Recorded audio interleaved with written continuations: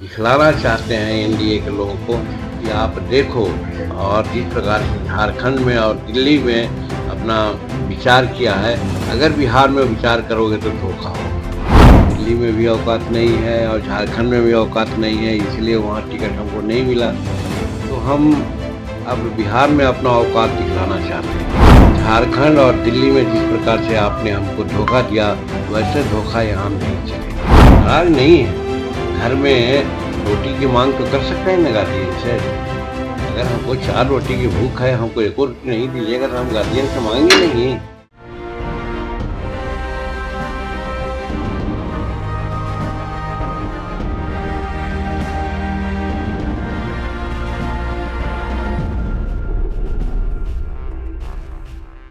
बिहार की राजनीति में उठापटक और संघर्ष कोई नई बात नहीं है। कभी किसी दल की स्थिति मजबूत होती है तो कभी वही दल कमजोर पड़ जाता है। इन हलचलों में बड़े बड़े नेताओं और दलों के बीच आरोप प्रत्यारोप का सिलसिला भी जारी रहता है। ताजा विवाद हिंदुस्तानी अवाम मोर्चा यानी कि हम के प्रमुख और बिहार के पूर्व मुख्यमंत्री जीतनराम मांझी के बयान से जुड़ा हुआ है। मांझी जो वर्तमान में एनडीए का हिस्सा है, एनडीए पर ही गंभीर आरोप लगा चुके हैं, जिससे बिहार की राजनीति में नया बवाल मचना तय माना जा रहा है। जीतनराम मांझी ने एनडीए के गठबंधन पर यह आरोप लगाया है कि उन्हें दिल्ली और झारखंड में धोखा दिया गया है। उन्होंने अपनी बात में कहा कि उन्हें केवल 4 रोटियों की भूख है और उन्हें वो भी नहीं मिला। इसके अलावा उन्होंने आरोप लगाया कि एनडीए ने दिल्ली और झारखंड में उन्हें टिकट देने के समय उनकी औकात को देखा, यानी उनकी राजनीतिक हैसियत का मूल्यांकन किया गया।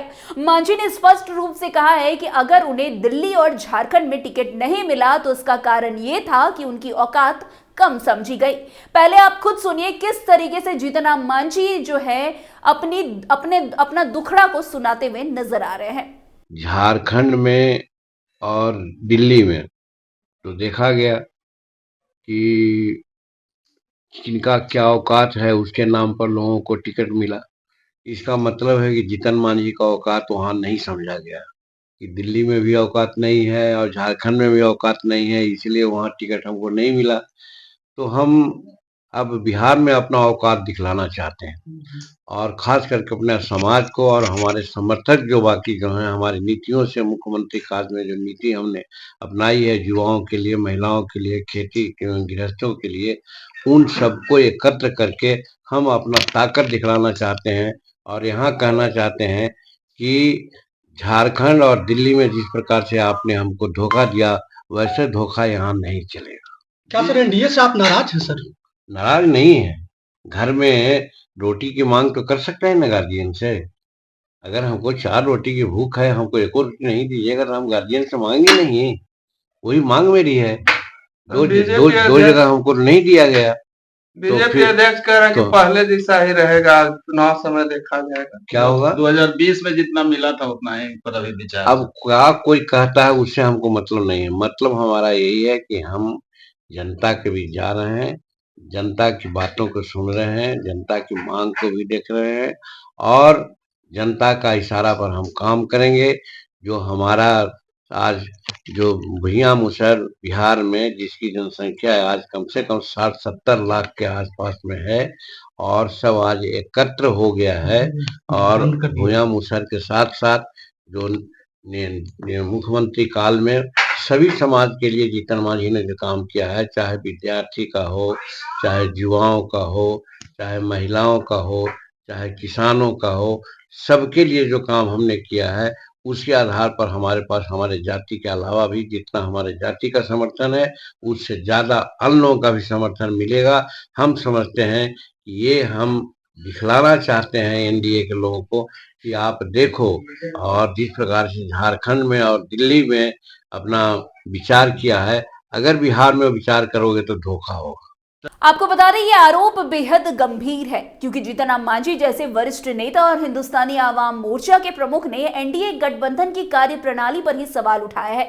उनके इस बयान ने बिहार की राजनीति में हलचल मचा दी है क्योंकि यह गठबंधन में मौजूद अनबन और अंदरूनी विवादों को उजागर करता है। जीतनराम मांझी ने अपने बयान में यह भी स्पष्ट किया है कि वो बिहार में अपनी राजनीतिक ताकत को साबित करना चाहते हैं। उनका मानना है कि अगर दिल्ली और झारखंड की तरह बिहार बिहार में भी उन्हें नजरअंदाज किया जाता है तो ये एक बड़ा धोखा होगा। उनका यह बयान ये भी दर्शाता है कि वे बिहार में अपनी स्थिति को मजबूत करने के लिए किसी भी हद तक जा सकते हैं। उनके बयान से ये साफ हो गया है कि वो एनडीए से निराश हैं और बिहार में अपनी सियासी ताकत दिखाने के लिए कोई भी कदम उठा सकते हैं। इससे पहले मांझी ने बिहार में आने वाले चुनाव के लिए सीटों की मांग की थी। उन्होंने एनडीए से 20 सीटों की डिमांड रखी।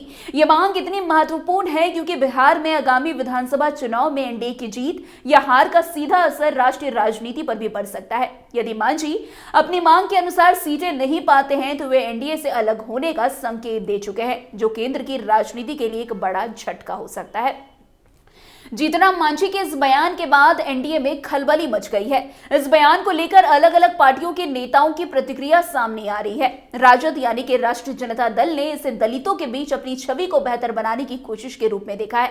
राजद के नेताओं का कहना है कि जीतनराम मांझी केवल ये दिखाने की कोशिश कर रहे हैं कि वो दलितों के लिए आवाज उठा रहे हैं, जबकि वो केंद्र सरकार में मंत्री हैं और सरकार के साथ मिलकर काम कर रहे हैं। राजद ने यह भी आरोप लगाया कि अगर मांझी को इतना ही दर्द हो रहा है तो उन्हें एनडीए से इस्तीफा दे देना चाहिए और अपने रास्ते पर चलना चाहिए। राजद के नेताओं का यह भी कहना है कि मांझी की कथनी और करनी में बहुत अंतर है।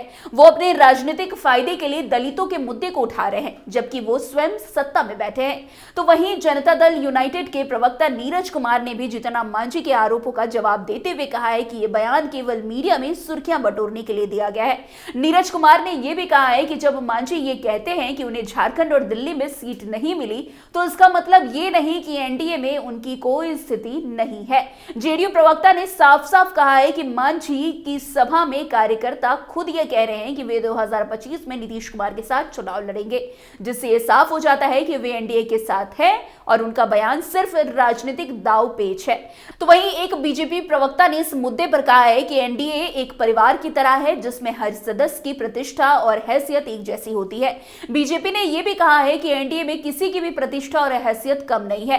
बीजेपी के प्रवक्ता ने साफ साफ कहा है कि मांझी जिस तरीके का बयान देते हैं वो भ्रम फैलाने की कोशिश है। उनका कहना है कि एनडीए में हर सदस्य की महत्वपूर्ण भूमिका है और इस परिवार में सबका सम्मान किया जाता है। जीतनराम मांझी का यह बयान बिहार की राजनीति में एक समीकरण पैदा कर सकता है, क्योंकि बिहार में भारतीय जनता पार्टी यानी कि बीजेपी, जनता दल यूनाइटेड यानी कि जेडीयू और हिंदुस्तानी अवाम मोर्चा यानी कि हम के बीच गठबंधन है। अगर मांझी एनडीए से अलग होते हैं या अपनी मांगों को लेकर विरोध दर्ज करते हैं तो इसका असर न सिर्फ बिहार की राजनीति पर पड़ेगा बल्कि राष्ट्रीय राजनीति पर भी इसका असर पड़ते हुए नजर आ सकता है। यह भी देखा गया है कि बिहार में किसी भी नेता की स्थिति हमेशा बदलती रहती है। जो आज सत्ता में होते हैं वो कल विपक्ष में भी हो सकते हैं। मांझी के बयानों से यह प्रतीत होता है कि वे एनडीए के भीतर अपनी स्थिति को लेकर असंतुष्ट हैं और भविष्य में किसी भी राजनीतिक मोर्चे की ओर रुख कर सकते हैं। वैसे मांझी के आरोपों ने बिहार की सियासत में एक नया मोड़ ला दिया है। उनके बयान से यह साफ होता है कि उन्हें एनडीए में अपनी अहमियत नहीं मिल रही है और वे अपनी राजनीतिक ताकत को साबित करने के लिए कोई भी कदम उठा सकते हैं। उनके आरोपों का असर केवल बिहार की राजनीति तक सीमित नहीं रहेगा बल्कि ये केंद्र की राजनीति में भी हलचल पैदा कर सकता है। वैसे एनडीए के नेताओं ने इस पर अपनी प्रतिक्रिया भी दी है, लेकिन यह देखना दिलचस्प होगा कि आगे चलकर जीतनराम मांझी अपनी राजनीतिक दिशा को किस तरह से आकार देते हैं। तो फिलहाल आज की इस खबर में इतना ही। अन्य खबरों में हमारे साथ ऐसे आगे बने रहें और देखते रहिए। तब तक के लिए कैपिटल टीवी बिहार। धन्यवाद।